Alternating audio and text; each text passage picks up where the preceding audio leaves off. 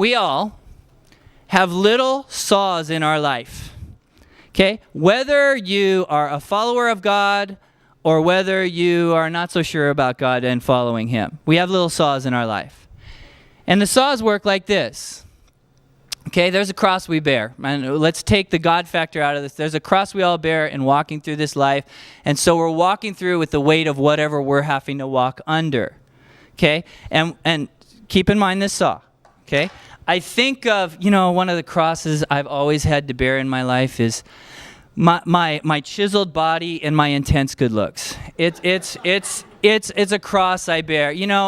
I feel for those models on those big billboards up there because I know how persecuted they are because I have felt that in my life. Not quite that kind of cross, but we walk under the weight of something. Okay? And eventually, you get sick of the weight. If you can't read that says, Lord, too heavy, please cut it down a little bit. And then if we're Christians, if we are saying we're followers of Jesus, we say, Lord, I'm going to help you out on that, okay?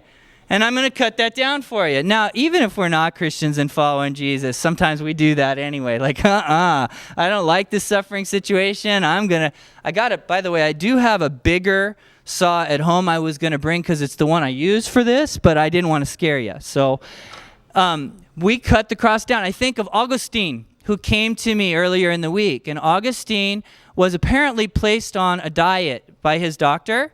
And Augustine didn't like this diet. And he was crying at my desk, telling me, Mr. Ingalls, all I had today was milk with a little powder in it. That's it. And then for lunch, I just had milk with a little powder too. And I said, Augustine, why didn't you get a lunch? Oh, I did.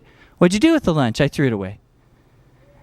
You threw the whole. So you were with your friends, and your friends are going to tell me you threw the lunch away. Well, no, they're going to say I ate the salad. You ate the salad. Are they going to say you ate the spaghetti? Well, yeah, I ate some of the spaghetti, but the rest. Okay. He's sawing off his own cross. Augustine was just lying to me about his milk and his suffering that he was going. It is true that Augustine was put on a diet. He's a big boy, and he needed to bring some of that big boy down a little because he's a kid.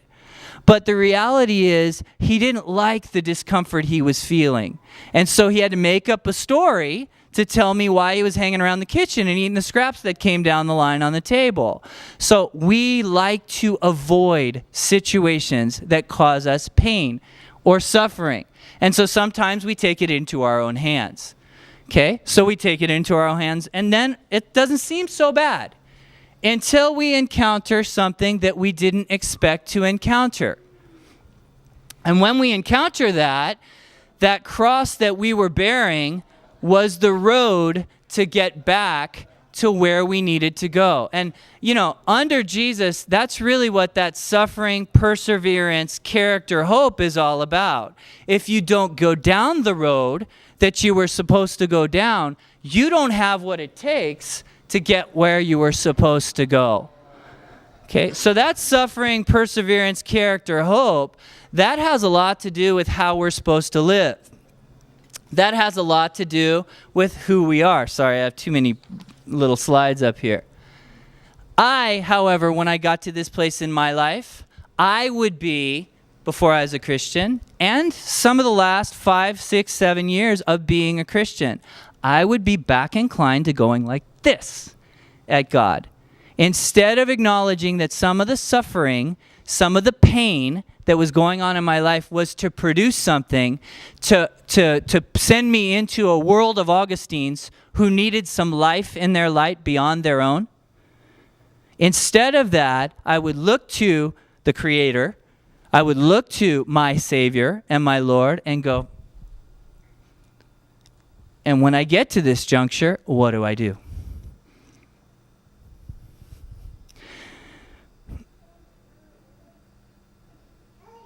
Tell the person next to you, put your knife away.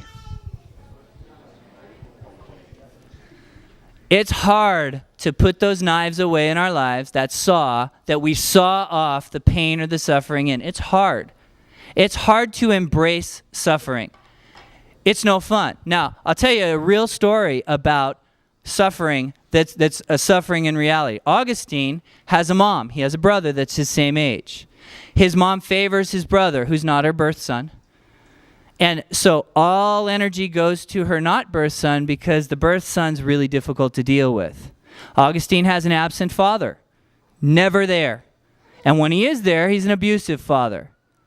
I could tell you stories about true suffering, why God put me in the place I'm in right now. I don't like it, and I'm not going to go into detail, but I could tell you stories about physical abuse and sexual abuse and all kinds of abuse you'd never want to hear about. I could tell you stories about families living in poverty to the degree that 3, 4, 5 families are living in a 2-bedroom apartment type house with a garage where another family might be living. And to tell you the truth, for that family, it doesn't seem like suffering because it's better than what they came out of. I could tell you stories about my cousin whose life will never be the same. On her birthday, she walks into a room where my older cousin had OD'd on heroin. She'll never remember her birthday the same way in her life. I think about a friend, one of Jane's closest friends, Mike, who had his son, who was maybe 4 months old, die in his hands after living for 4 hours. Same friend, Mike, who has a friend, got brain cancer 8 years ago. Okay, came to God, saw the suffering had a purpose, came to God, bowed his life down, had a terrible life before that, honestly. He was like I was.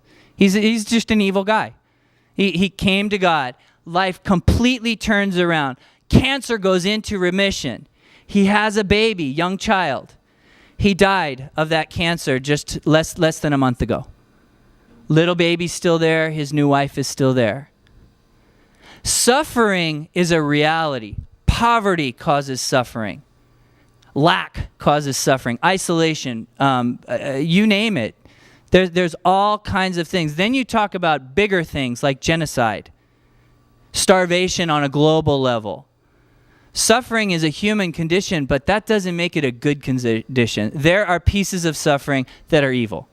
Okay, there are some pieces of suffering that we're not to embrace.